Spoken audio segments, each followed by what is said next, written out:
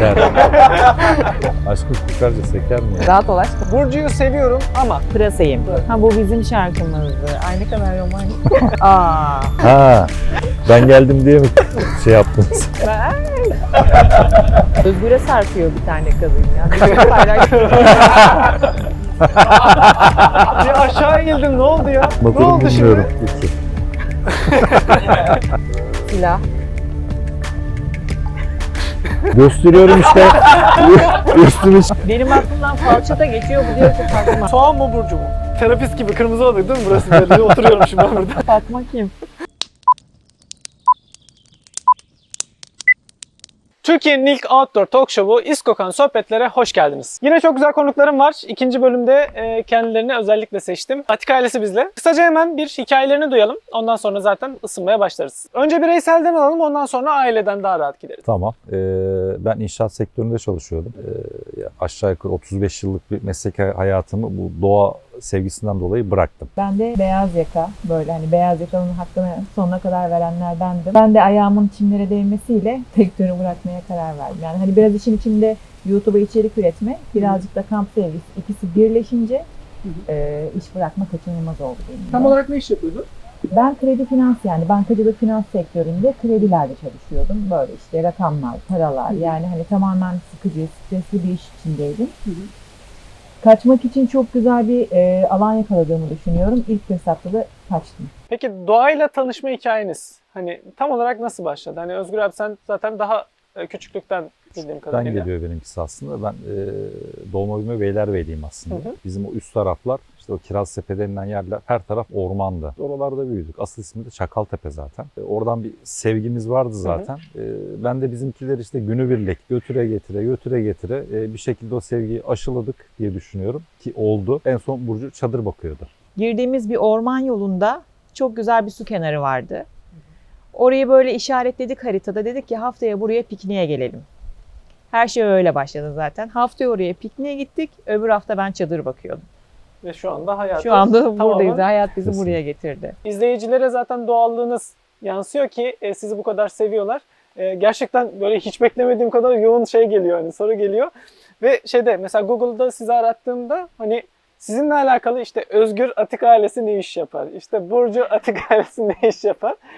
Sürekli böyle insanlar sizin hayatlarınızı merak ediyor aslında. Bu programda da buna birazcık değinmek istiyorum. Siz de uygun görüyorsunuz eğer.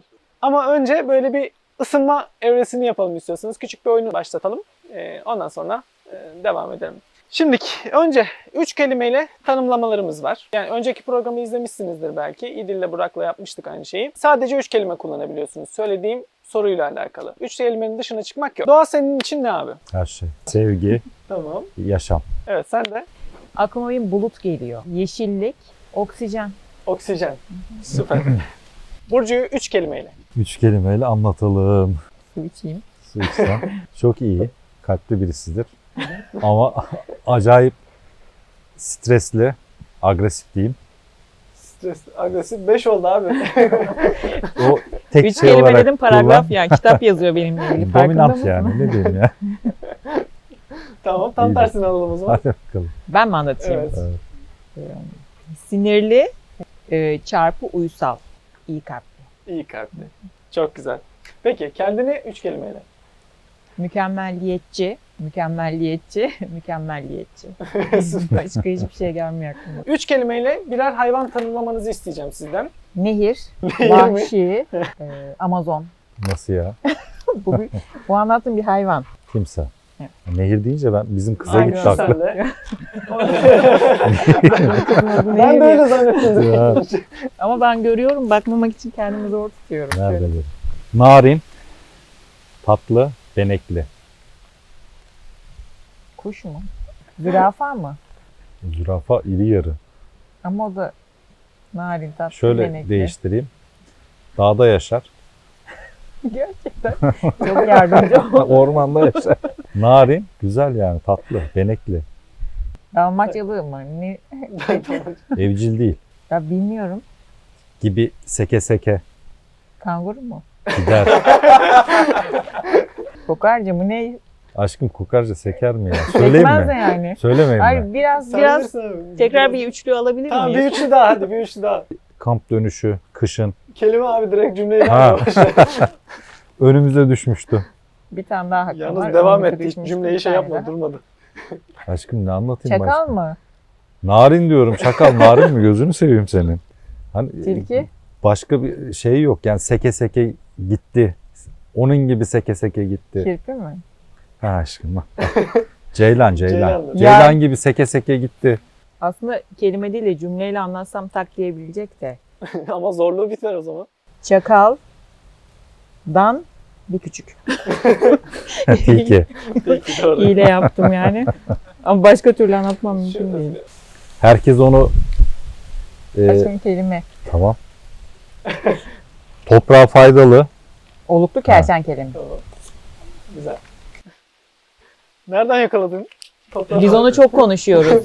Yani hani yılana benzetiliyor. Gördük de hatta hani öldürülüyor, öldürülmemesi Evet. gerektiğini biliyoruz. Tamam, Oluklu süper. kertenkeleyi seviyoruz. Süper.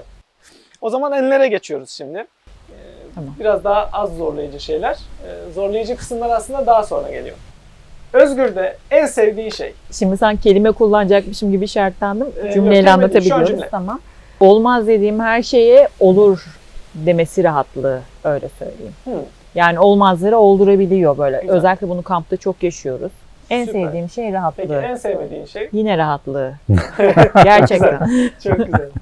Burcu'da en sevdiğin şey abi. Yaptığı her işi tam anlamıyla, layıkıyla yapmasını seviyorum. En sevmediğin şey? En sevmediğim şey durup özgür diye bağırması. Kendinde en sevdiğin şey abi. Becerikliliğim herhalde. Tamam. Kendinde en sevdiğin şey? Sevdiğim mi sevmediğim? Sevdiğin. Sevdiğim. Yani bir işi güzel yapma isteği öyle söyleyeyim. Yani hani yaptığım her ne yapıyorsam yapayım en iyisini yapma isteğim. Öyle Kendinde en söyleyeyim. sevmediğin şey. Çok agresifim. Çok agresif. Evet. Hiç öyle durmuyorsunuz aslında ikiniz de hani birisi sinirli diyorsun, bir de kendine agresif diyorsun şimdi. Çok agresifim. Yani Gizliyor musunuz acaba böyle hani şimdi? Duvar mı örüyorsunuz hani sakinlikle? Benim mi? Evet. Ben bir anda saman alevi gibi bir patlarım böyle. O ara gözüm hiçbir şey görmez. Ne olursa olsun. Bu böylesine tehlikeli derler ama. Evet. evet. Ya ben kendimi şeye benzetiyorum. Hani böyle yönetmenler film çekerken böyle etraftakilere bağırıyorlar ya Hı hı. işte hani agresif oluyorlar. Ben de öyle oluyorum ya. Yani hani evde de hani bir şeyleri düzene sokmaya çalışırken kampta da aynı şekilde. Bazen agresif oluyorum ama sonra en azından farkına varıyorum kendimi. Toparlamaya çalışıyorum öyle söyleyeyim. Özgür abi kendinde en sevmediğin şey. Yok ki. Yok Bana mu? bakıyor yalnız Yok. benden bir şey bekliyorsun. Hatun kopya versene diye. Tamam. En sevmediğim şey ayaklarımın kokması. Burcu'yu seviyorum ama sizi birbirinize düşürmeye çalışmıyorum. Aa. Bu arada. Şey değil. Ben sonra niye böyle söyledin diye hesap sorarmışım. Rahat ol aşkım istediğini Tamam söyleyebiliriz. canım Burcu'yu seviyorum. Her şeyim olduğu için seviyorum. Ama ama işte benden korktuğun için mi düşünüyorsun yoksa gerçekten bir şey bulamadığın için mi düşünüyorsun? Hayır canım ne alakası var? İşte böyle de yani beni sever. Güzel kadın ya. Hayır ama Ama işte. olumsuz bir yandan. Ha olumsuz anlamda istiyorsun. Valla bazen yardım etmiyor bana. Ona çok sinir oluyorum. Aynı Tamam. şeyi senden bekliyorum. Hadi bakalım. Özgür'ü Ama. seviyorum ama. Hadi bakalım. Burada Bana gerilim diyordun. müziği- ya çok rahat, aşırı rahat ya. Yani hani onu söyleyebilirim bir tek. Kafasına bir şeyleri takmıyor. Onun için iyi, benim için kötü bir şey. Yani bunun dengesi mi aslında seni şey yapıyor? Hani dengeyi mi kaçırıyor? Çünkü hani en sevdiğin şey de rahat olması, en sevmediğin şey de rahat olması. Hani arada bir denge mi gidiyor yoksa? Yani bazı yerlerde rahat olması iyi olmuyor ama bazı yerlerde rahat olması işte iyi oluyor. Yine benim Özgür'e en çok kızdığım şey aşırı rahatlığı. Ama bazen diyorum ki iyi ki de böyleymiş. O yüzden çelişkideyim ya. Çıkamadım o işin içinden. O zaman size şöyle vereyim, ortaya alabilirsek onu. Şimdi sizden birbirinize bakmamanızı rica ediyorum. Bunu ikiye böleyim mi? Yok ikiye bölmeye Ha, gerek yok. Birer birer alabilirsiniz sayfaları. Kağıtlara şunu yazıyorsunuz. Abi sen Burcu'nun en sevdiği yemeği. Sen de aynı şekilde en sevdiğin yemeği yazıyorsun. Birinizinkini alayım, diğerininkini okuyabiliriz zaten. Yağlama. Doğru mudur? Doğru. Doğru mu? Bakayım ama. Denkleşir. Ha ben onun en sevdiği yemeği Hayır, yazdım. sen kendi sevdiğini Ha. yazacaksın. Tam doğru. Yaz ben onun en sevdiğini yazdım. Ha ben de onun en Tamam. sevdiğini yazdım. Tam değişen bir şey yok. Aynı şeye Tamam, gelecek. sıkıntı yok. Sen o zaman kendi en Tamam. sevdiğin yaz. oradan Konsepti teyitleşelim. şimdi anladık. Evet. Sıkıntı Ee, yok. İkinci soruda düzeltiriz. Tamam. Şimdi O zaman şimdi kendi en sevdiğin yaz zaten ben zaten onu Yeni çıktı. yazmıştım. Yazamıyorum ki burada. Çok uzun bir şey yazıyor o değil. Yok canım şey yap. Zaten. bence soğan olan her şey. Sen de soğan yazmışsın zaten. Başka bir cevap da beklemiyordum. Çünkü Özgür bu arada gerçekten yemek sevmiyor. Hı hı. O yüzden evde çok yemek yapmam. Salata seviyor. İçine soğan giren her şeyi seviyor. Mesela dün gece kalkıp pırasa yemiş. Sabah kalktığımda sen ne yedin diye sordum. Çünkü o da çok kötü kokuyordu. Abi nereden geliyor bu soğan şeyi? Bu çocukluktan ya. Yani öyle sonradan olmadı yani. Var böyle bir hikayesi falan var Kendini- mı acaba? Hani? Hikayesini Burcu anlatabilir. Ya Özgür'ün dayısıyla olan bir hikayesi var. 7 yaşında dayısıyla bakkala gidiyor. Dayısı diyor ki her çocuk gibi soruyor ne istersin diyor. Ne bileyim bir sakız de bir çikolata de cips de kola de bir şey de bu yeşil soğan diyor. Yani hani oradan gelen bir şey. Direkt soğan istemişim. Soğan yani. seviyor yani. Hala da konuşulur zaten ya. Bilmiyorum ya. Yani benim için ya soğan dediğim ağzım sulanıyor şu an yani. Öyle diyeyim. Yani şöyle söyleyeyim o kadar çok soğan yiyordu ki bir şekilde kameraya takılacaktı o. Yine bir gün takıldı zaten kameraya. Çok hani sevildi soğan yemesi. Biz de zaten yediği bir şey o zaman kamerada gösterelim yani. Hani sevildi dedik. Öyle insanlar artık hani Özgür'ün soğan yemesini bekliyorlar. Özgür'e de soğan yemesi için bahane oldu. İnsanlar hatun benim insanlar soğan yememi istiyor diyerek görüşürüz. Daha buradan yürürsün abi. Daha buradan yürürsün hiç. Buradan bayağı yürüyor. Kesinlikle zaten o konuda şeyim yok. Kırmızı çizgim. Özgür abinin en sevdiği rengi ikiniz de yazıyorsunuz. Sen de Tamam. onunkini yazıyorsun. Ben benimkisini mi onunkisini mi? İkiniz de Hayır sen seninkini yazıyorsunuz. kendininkini yazıyorsun ben de seninkini yazıyorum. Sen sevdiğin rengi yaz. Neydi ya? Çünkü sen de bilmiyorsun ne sevdiğini. Yok ya. Ama sen bakma. Baksam da bir şey değişmeyecek Olsun. ki. Haki yeşil yeşil. Ben Evet. tahmin ettim sadece. Öyle. Burcu Evet. için yapıyoruz. Ben Onun ne severim sevdiği renk. sence? Sen de aynı şekilde. Renk mi? Renk. Kahverengi. Siyah yazdım. Siyah. Siyah mı? Kahverengi nerede seviyorum? Sen kahverengi tonlarını seviyorsun. Ama en çok siyahı seviyorum. Allah Allah. Aşkım şu an üstüme bakar mısın? Tamam üstün siyah da her gördüğün şeyde malzemede kahverengi, kahve tonları. Yok ben ahşabı sevdiğim için Tamam hani işte. dekorasyonda. Yeni soru gelsin lütfen. Son bu enlerde son şeyi sorumuz. Özgür abinin en sevdiği şarkı. Tam kopya çekmelik soruymuş da. Ay hiç aklıma gelmiyor ki. Kara Tren. Kara Tren mi abi? Olur. Olur mu?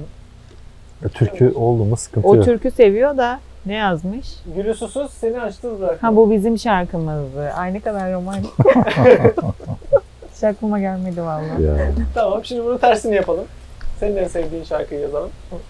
Kopya veriyor. Kopya vermek yok. Şuraya yazayım. Araya paravan falan mı çeksek artık ya böyle? Şey, Evet bir paravan şart. Bu Esra. Kapı açılıyor. Sonra çaya çıkarız biz Özgür'le. ben de kendi sevdiğimi yazacağım şimdi. Anlamadım ki ben bir dakika. İkiniz de buraya sizin Benim diyeceksiniz. sevdiğim şarkı Ha senin sevdiğin. Tam bu grubun ismi aklıma gelmedi. grup mu? Bunu yazdığımı görünce diyeceksin ki Grubun ismi aklıma gelmedi. bilir misin onu bilmiyorum da. Biliyorum. Şey mi neydi bu ya? Kim söylüyordu?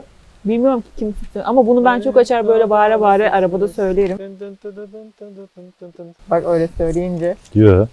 Şey, Şey, Atiye mi? Yok değil. Yok değil. Bilmiyorum ki. Adını inan ki bilmiyorum. Ece mi acaba? Ece. ismi Neyse. aklıma Hiç gelmedi. Hadise ya. Yok ya hadise değil. Evet Hadise. Daha nasılsın? Ama şu an Özgür yazmadı daha kopya verdi.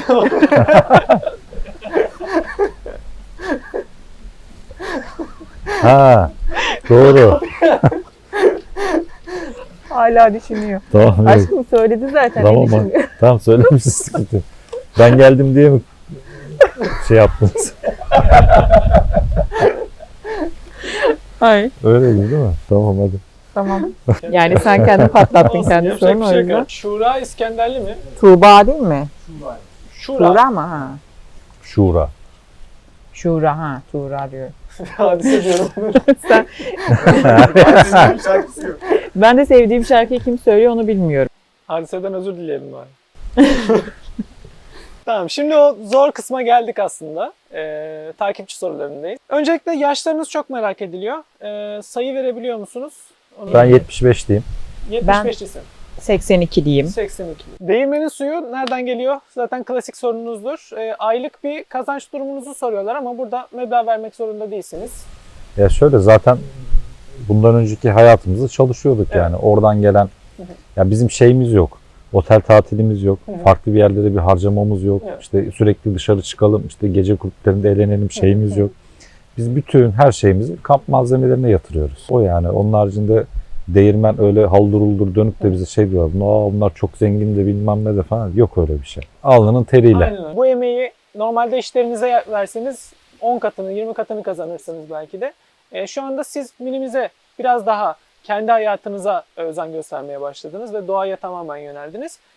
Şu an evrilme diyoruz ya, hani şu anda evrildiğiniz nokta bence zenginlik kavramı, daha doğrusu evrildiğiniz noktada zenginlik kavramı zamanınız. Zamanınızı kendiniz yaratıyorsunuz, kendinize adıyorsunuz. Asıl zenginlik bu. Kesinlikle Sizi bu katılıyorum. konuda o zaman zengin sayabiliriz. O anlamda çok zenginiz. YouTube için girmedik biz bu olaya. Instagram için de girmedik. Kendimiz için girdik. Bir iki paylaşım sevilince işte daha çok story diye başladı. Daha çok story koydum. Niye YouTube'a içerik üretmiyorsunuz denilince de YouTube'a girdik biz.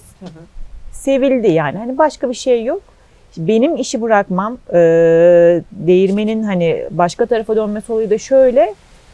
Sosyal medya bizim ikimizin çalıştığını şu anda bize sağlıyor ki işi bırakabildik. Evet. Yoksa mümkün değil, geçinemezsin bu şartlarda. Bir kamp ortamında en korktuğunuz anı odaklanalım bir. Bursa, arabanın kayması, yağmurun basması, arabanın Çadırın- nehire gitmesi. Ben sizin soba olayını düşünüyorum. Onun mu Hani diyorsun? şey değil. Soba içeri doğru tüttü de böyle alev çıktı sobadan. Ha bende o konuda sıkıntı yok. O zaman Orada da çok yine korktum. çok rahattı yani hani rahatlık. Ya Ben orada fırtınanın içinde hatırlıyorum, kalmışsın.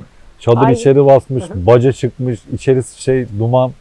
Bir de şöyle bir Ben- durum var. Bu kadar rahat bir adamın yanında tedirgin olunca sen antipatik, ister istemez antipatik kalıyorsun kamerada yani. Hani ben "Ay!" diye bağırıyorum, böyle çığlıklar atan bir kadın, adam da çok rahat.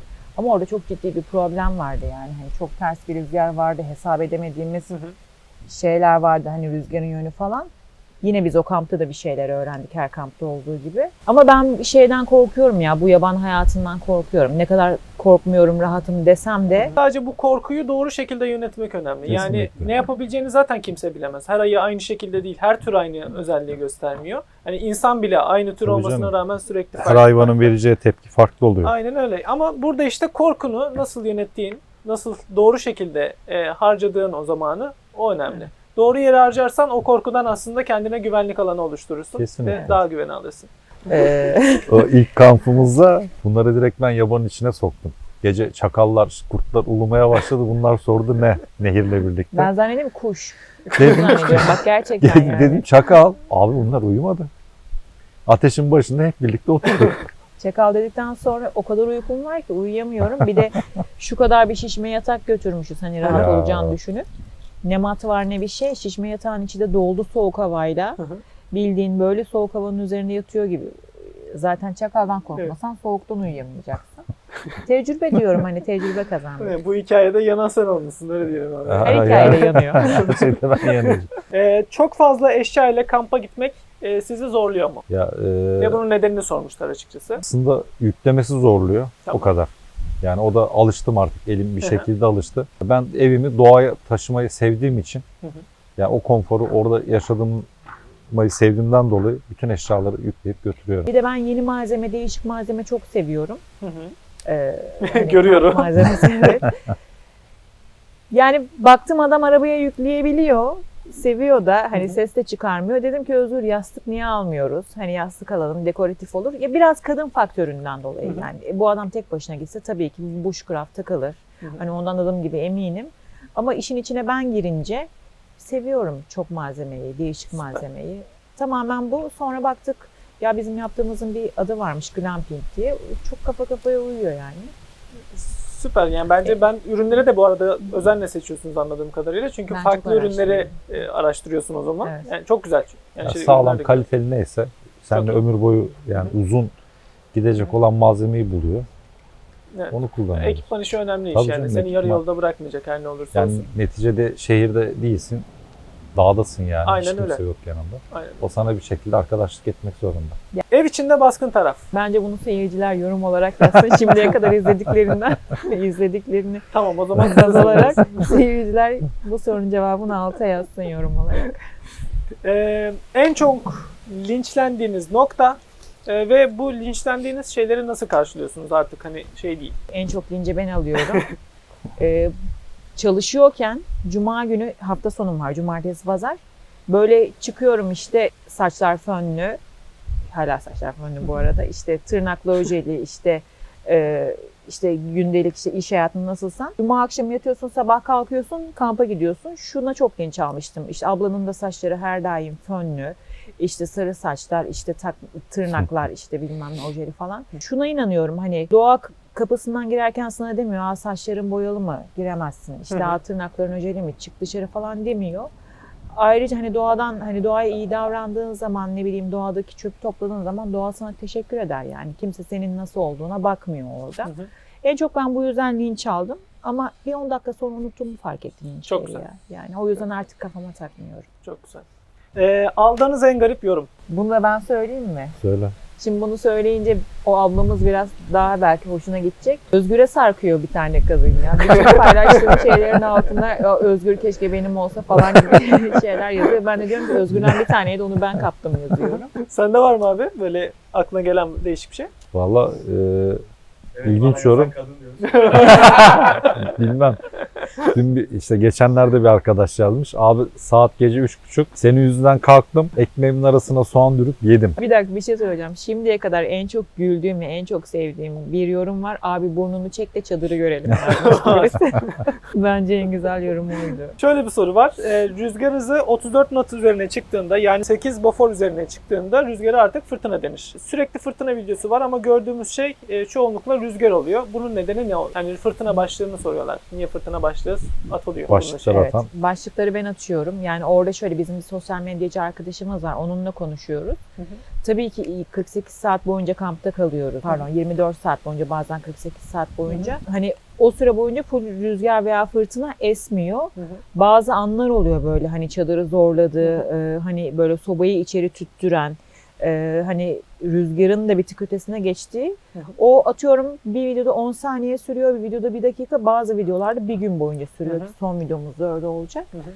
Hani orada bir fırtınaya maruz kalıyorsun. Yani ağırlıklı rüzgar ama fırtına, ama YouTube şeyi seviyor ya. Yani hani orada uç olan şeyleri yazıyorsun. Evet. Hani arıyoruz acaba ne yazsak diye. Rüzgarda kamp yaptık veya kamp yaptık yazarsan kaç kişi izleyecek? Bir izlenme hani şeyimiz var, izlenecek miyiz artık, çünkü içerik üretiyoruz. İçerik üreticisi sınıfındayız. Orada ama hiçbir fırtına yoksa, mesela geçen gün çakallar yanımıza, çadırımıza kadar geldi yazdım. Birisi yazmış hani niye böyle başlık atıyorsunuz diye. Halbuki videonun ortasında çakallar geldi, görünüyor, kameraya çekmişim. Ben ona dikkat ediyorum. Videoda olmayan bir şey yazmamaya dikkat ediyorum. Eğer yazıyorsam da bir 10 saniye olsun. Orada oluyor. İlla ki geçiyor yani. Evet. Benim burada bir sorum olsun o zaman. Hani takipçilerden ayrı bir sorum olsun. Hiç izlenecek diye çektiğiniz bir şey oldu mu? Yani Yok. izlensin diye ben bunu özellikle çekeyim dediğiniz bir şey oldu mu? Yok. Dürüst davranayım. Tamam. Şunu yapıyorum. Atıyorum ağaçlık bir bölge var veya ne bileyim işte açıkta bir bölge var. Şunu yaptığım oluyor. Özgür'e diyorum ki burası daha güzel fotoğraf veriyor. Hani çektiğim Anladım. zaman burada çadır daha güzel patlar. Hani kameraya daha güzel görünür. Buraya kurulalım yapıyorum ama hani yok işte burada şu olur bu olur, öyle bir şeyimiz yok. Sadece ben kamera açısını düşünüyorum. Rüzgar konusunda da bunu yaptığınız oluyor mu? Yani şeyde mesela ağaçlığın arasına girseniz halbuki o rüzgarı yemeyeceksiniz ama boğaza kurduğunda Bu o fazla neden sık o? ağaçlardan korkuyor gece. Ya onu konuşuyoruz hani rüzgar konusunda, ama orada şey devreye giriyor bizim biraz.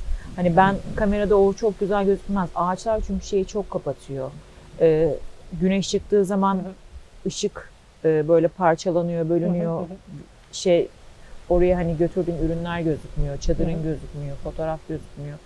İşte burada yine benim YouTube içerik üreticisi tarafım devreye giriyor. Halbuki orada kamp yapıyor olsak, hiçbir şey üretmiyorsam tabii ki ağacın Alana ortasına girersin. Okay. Şöyle geldim. Bir sessiz sinema oynayacağız. Sever misiniz bilmiyorum. 3 tane filmimiz var. Taş, makas, kağıtla anlatıcıyı seçeceğiz.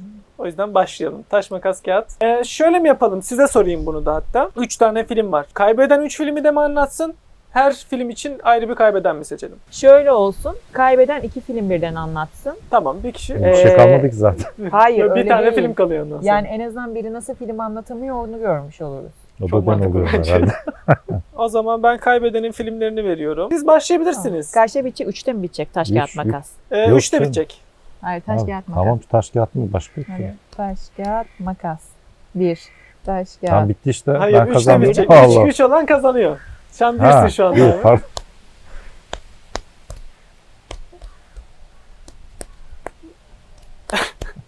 Uzun yıllar evli olmanın şeyi. 2 oldu. İyi. 2-1. Tabii. 2-2. Ben kazandım. Tamam. O zaman şöyle yapıyoruz. 2 film abi. Belki birisini anlatmasın. Alttakini bilmiyorum. Filmi biliyor mu acaba? Dur bakalım. Şeyden git, kelimelerden git. Sen anlatırsın. Aşkım şöyle valla bakacağım yani tutamıyorum kendimi. Burada oturarak anlatamam. Oturarak anlatabilir ya. Ya ayağa kalkmak istiyorsan tabii ki. Şey değil. Hayır ben bilemezsem oturuyorsun diye bilemedim. Diyecek o yüzden kalkıyor. Ben mi anlatıyorum? Esaretin bedeli mi? Bildi. Bir aşağı eğildin, ne oldu ya? Bunu nasıl Ne anlatırım oldu bilmiyorum. Sıra bende dur. Bir es verelim. Sen onu düşün. Bildi. Şöyle yaptım. Esaretin bedeli direkt. Oradan almaya eğildim, sinirliyim ya. Fotoğraf makinesinde yeterli hafıza var mı? Çünkü ben bunu uzun bir süre anlatamayacağım. 2. 2 kelime. Tam hala 2. İkincisini anlatıyorum. Tamam. Saat. Geçmiş zaman. Cepte.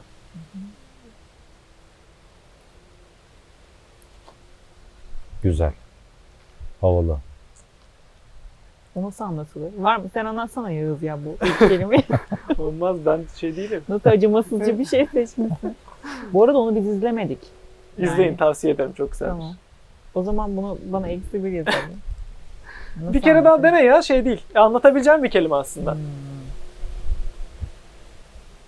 Konuşarak olsa anlatırım. Evet. Ama Geçmiş onu nasıl? zaman. Şimdi mesela yakaladı aslında. Yine diğerini de yakaladı. O kelimeden onu da türetir.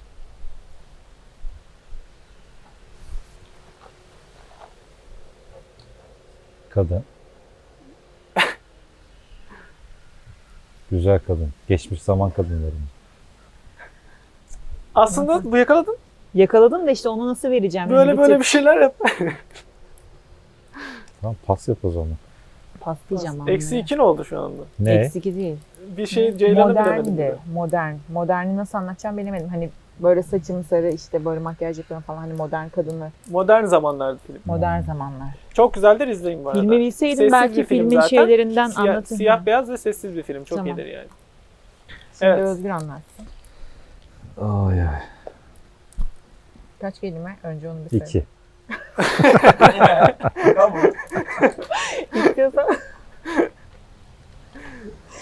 Yerli mi yabancı mı? Yabancı. Yabancı.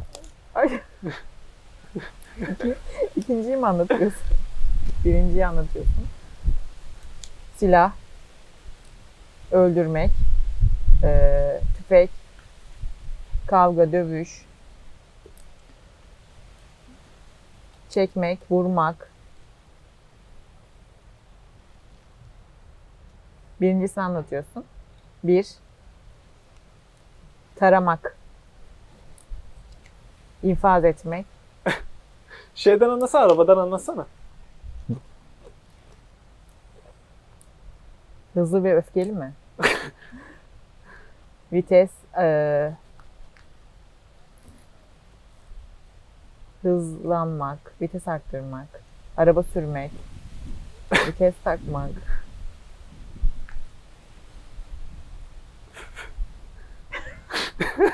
Araba sürmek.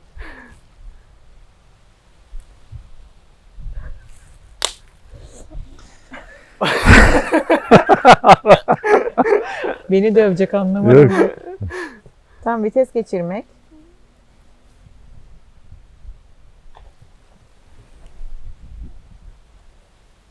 Keyif. 2 kelime miydi?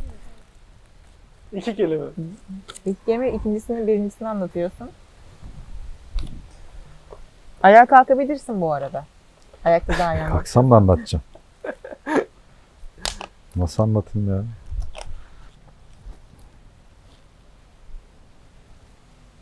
Benzin. Yelek. Ben anlamadım. Pencereyi açmak. Ateş. Yuvarlak.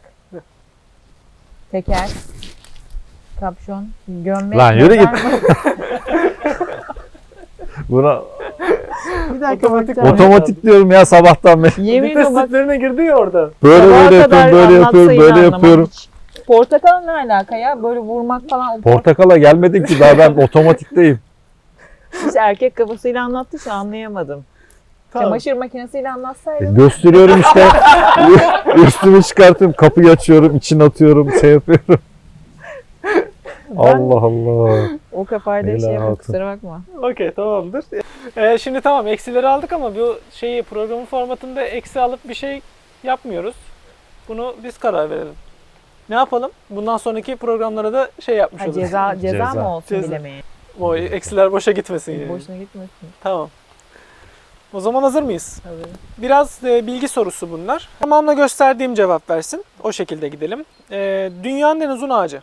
Aklında olmayabilir ismi. Sadece şeyini söylesin, türünü söylesen de olabilir. Türünden ziyade yaklaşık metresini tahmin etsin. Tamam, yaklaşık metresi olsun. İşimi kolaylaştırıyoruz.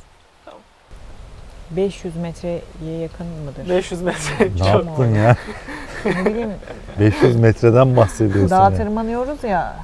500 çok mu oldu? Hayır, ağacın yüksekliğinden bahsediyor. Tam bilmiyorum. Eksi yazalım bana. Hayır, 40 metre, 50 metre, 100 metre. Şöyle Hyperion adında bir sekoya ağacı. Bunu sen Evet, bilgi evet. postam. Genelde soruları oradan, Evet. genelde soruları oradan veriyorum. Ama ben diye kopya onu verdim. gördüm de yanlış cevap vermemek için. O zaman bir geri orayı silelim. 116 metre kendisi. Hyperion. Dünyanın en uzun ağacı olarak Yaklaşmış. geliyor.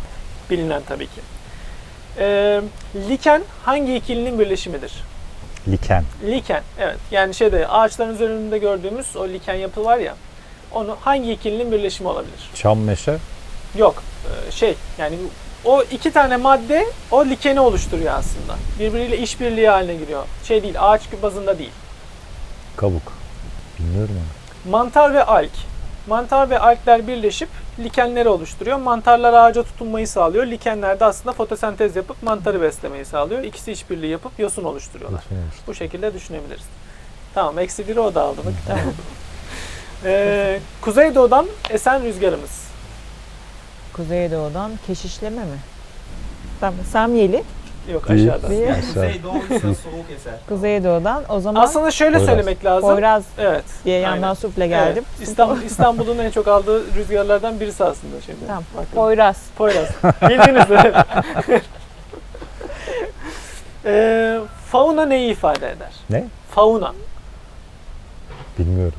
Fauna yeni duydum. Ama bir şey söyleyeceğim. Yani. Ben burada müdahale etmek Evet. istiyorum.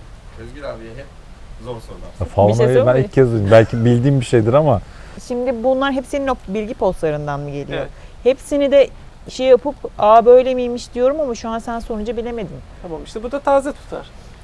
O zaman biz bir yarım saat sonra tekrar gerçekten fauna neydi? Fauna.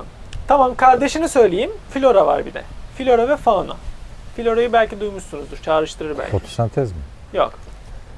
Yaklaştın aslında. Şeyi yaklaştı yani. Tür olarak gidiyor o şekilde. Görtüsü mü? Ne?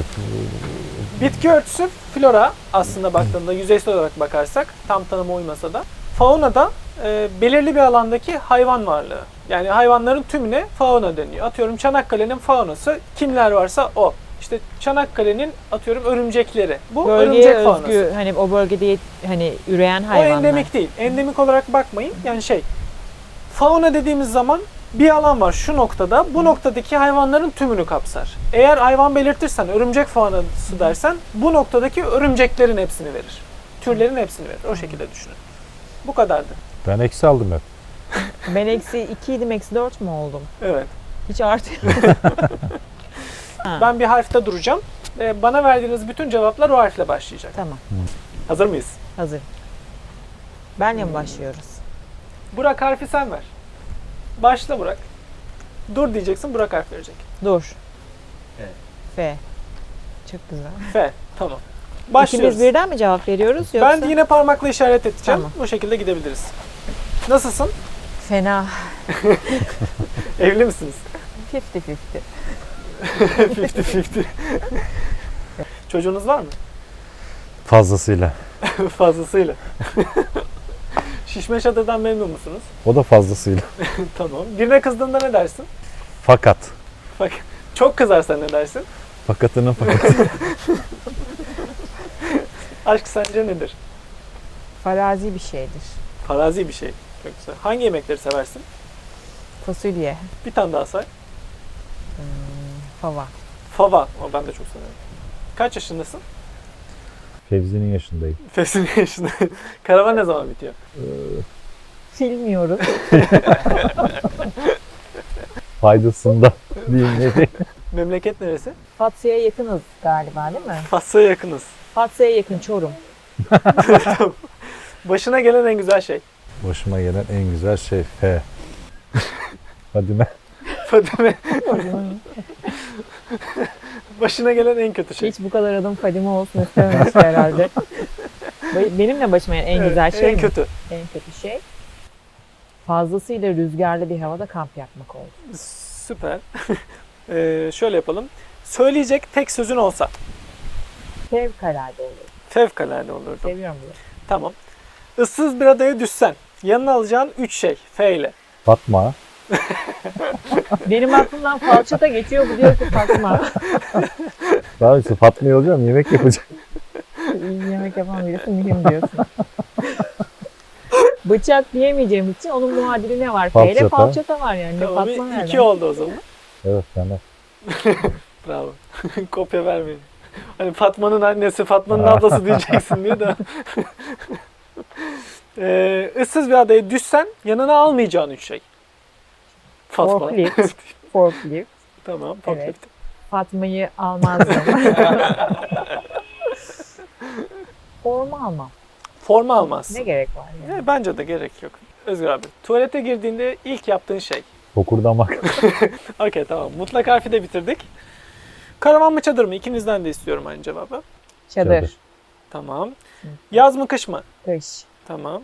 Aynı anda. Aynı anda. Kopya çekmek yok. Beklemedi o. Otel mi? Doğa tatili mi? Doğa. 3, 2, 1. Doğa tatili. Yolda olmak mı? Kamp yapmak mı? 3, 2, 1. Kamp yapmak. Kamp yapma. Sana da gelelim burada. Soğan mı burcu mu? Çok zor bir soru. İkisi birden desek var mı? Şöyle sorsam Hepsi. soğan mı Fatma mı Burcu? Ya tabii ki yani her zaman Burcu ama tabii ikinci planda soğan.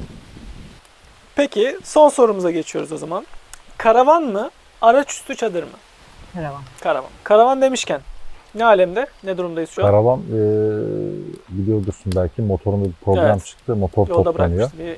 İşte yarın veya öbür gün büyük ihtimalle motor yerine takılacak. Hı hı. Takıldıktan sonra zaten aracın iç kısmı yapılmaya başlanıyor. Hı hı. Aslına bakarsan az kaldı. Az kaldı. Yani Evet. tahmini süre verebiliyor musun? Hani Ya- 2023 atıyorum Şubat gibi biter mi? Tam termin veremiyoruz ama 2 ay gibi bir şey O kadar kısa. düşünüyoruz. Bitmiş de bir şey kalmamış yani. Bitsin de artık yani. Yani aslında kısa değil. Neredeyse önümüzdeki Mart'ta 2 sene olacak. Ama şöyle bir proje yapıyoruz.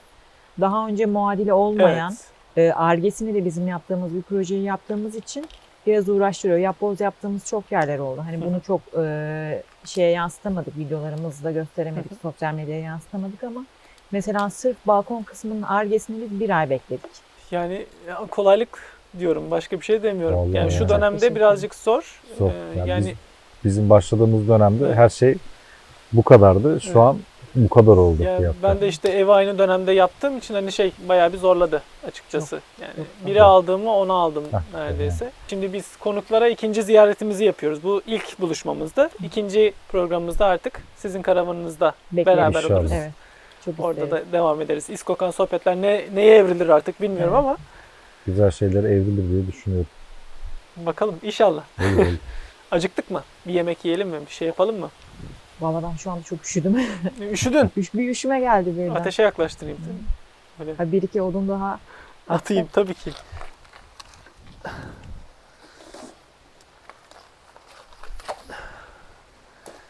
Şimdi programa katıldığınız için çok teşekkür ederim bu Biz arada. teşekkür ederiz biz çağırdığın için. Çok keyif aldım. Biz de çok mutlu olduk. Çok keyif aldık. Yani Birbirimizi tanıdık. Sağ ol. Allah Yıllar Allah. sonra. şey gibi terapist gibi kırmızı olduk değil mi burası böyle? Oturuyormuşum ben burada. Fatma kim? Aklıma o geliyor. Fatma. F ne var? Allah Allah. Vallahi çok keyifli program oldu. Yani ben çok eğlendim. Bilmiyorum arkadaşlar siz hediyeleşelim. Programı yavaştan kapatalım. Ben yavaş yavaş acıktım. Bakalım duruma göre. Ben sana ilk günkü kullandığım çakımı getirdim. Aa, ne yaptın ya? Yani severek kullandığım bir çakıydı. Şunu Oo, Üzerinde de ismi şöyle yazıyor. açıp bakabilirsin. dur açıp bakacağım. Aslında kırmızı terlikleri getirmek isterdim. Ama onu Çok bilmiyorum. güzel ya. İçini açabilirsin orayı da.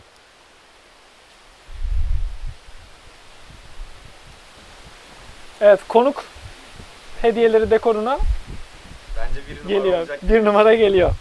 Bundan sonraki konuklar artık ona göre hediye Hazır seçsin. yani. Kardeş. Ya ilk göz ağrım diyeyim yani. Ben de size ilk göz ağrımı şöyle veriyorum. Teşekkür ederiz. Açıyor muyuz? Tabii ki. Oho. Bu Özgür'e hediye benim, oldu. benim Bende ilk, şey var. ilk göz ağrım. Sana vardı orada. Bana mı? Atmıştım. Yok. Vardır bak orada. Ah, Bu ne? Hakem kömür. yok. Ben de zannettim ki. Şaka. Ya onu üzerine koyayım. Tabii. Onu senden yemini de bekleriz abi burada. Bu- Al bununla keselim beraber yiyelim. Kesmeye gerek yok. Hep birlikte. Yersen sana da ikram edebilirim. Ben yerim. Yiyecek O misin zaman- gerçekten? Yerim niye yemeyeyim? Gücün teki Ha, burada. acıktık diye o yüzden mi söyledin yoksa? Bilmiyorum. Hmm. Şaka Ben- bir yana hediyeleriniz aslında kutup ayısı. Kupalarınızı yolladı Stanley olarak. Çok teşekkür ederim. Onlara da Teşekkürler. teşekkür ederiz. Saniye severek kullanıyoruz zaten kamplarımızda da. Güzel günlerde kullanın. Teşekkür ederiz. Beraber de bir kamp yapalım ya. Yapalım. Çok isteriz. Gerçekten çok isterim yani öyle bir şey yapalım. Olur yaparız yani. Ayarlayalım böyle bir güzel. Havalar biraz daha şey bozsun. Hı hı. Bizim havalar gelsin. Bizim havalar geliyor yavaş yavaş. Az kaldı. Bu arada sormayı unuttum. Hani ilerleyen süreçlerde böyle bir şey yapacak mısınız? Hep YouTube'da mı devam edecek? Abi o kadar güzel yiyorsun ki. Şöyle şunu alayım mı? Yer misiniz? Sonra. Doğru. İlerleyen süreçte hani hep YouTube'da mı kalacaksınız yoksa böyle bir Exzen'dir, işte başka bir dijital platformdur. Hani böyle bir şey düşünüyor musunuz? Şimdilik öyle bir şey düşünmüyoruz ama ileride ne olur bilmiyorum. Yani bazen hani öyle bir teklif gelse ne yaparız diye düşünüyorum. Öyle bir teklif tabii ki yok. Ama YouTube bizim kendi alanımız yani bilmiyorum. Ya Exxen biz özgürlükçüyüz ya. Yani bir yere bağlı olmaya... Kısıtlanmamak Ha, gerekiyor. Evet. Kısıtlanmaya gerek yok bence. Olması gereken bence bu. Yani hani kendi yuvamızda kalırız diye düşünüyorum. Doğallığı kaybeder misiniz diye düşünüyorum orada. Hani şey çünkü Evet. çiçeklerin zararını oraya koyamazsınız yani şey olarak Kısıtlamalar baktığında. gelecekse o biraz doğallığı bozabilir diye düşünüyorum. Ki bu yani hani orada özgür hepimizden daha doğal. Ben şeye gelemem ya. Yani yıllarca kendi işimi yaptım. Hı hı. Bir yere bağlı çalışamadım. Bu çok büyük bir özgürlük. İyi zaten. yerlerde de çalıştım ama en ufak bir şeyde yapıp Anladım. yürüyüp gitmişimdir. Hiç. Onun için özgürlük daha iyi. Güzel. O zaman YouTube'da sizin yeni videolarınızı dört gözle beklemeye devam ediyoruz. İnşallah. Evet, İskokan Sohbetler'in bu bölümünün sonuna geldik. Bir sonraki konuklara sizin de etkiniz olabilir. Bu yüzden istediğiniz konuk olarak burada ağırlamamı istediğiniz birisi varsa lütfen yorum kısmından sorabilirsiniz. Hatta burada Atik ailesine de hazır buradayken soruları sorabilirsiniz. Onlar da kendi hesaplarından cevap verirler zaten. Evet. Kendinize iyi bakın. Görüşmek üzere. Görüşmek üzere. Tekrar teşekkürler. Evet, kesiyoruz. Destek. Ellerinize sağlık arkadaşlar. Bravo. Ben bunu ne zannettim biliyor musun? Hani böyle köpük sıkıştırıyorlar ya. Ellemedim de köpük zannettim.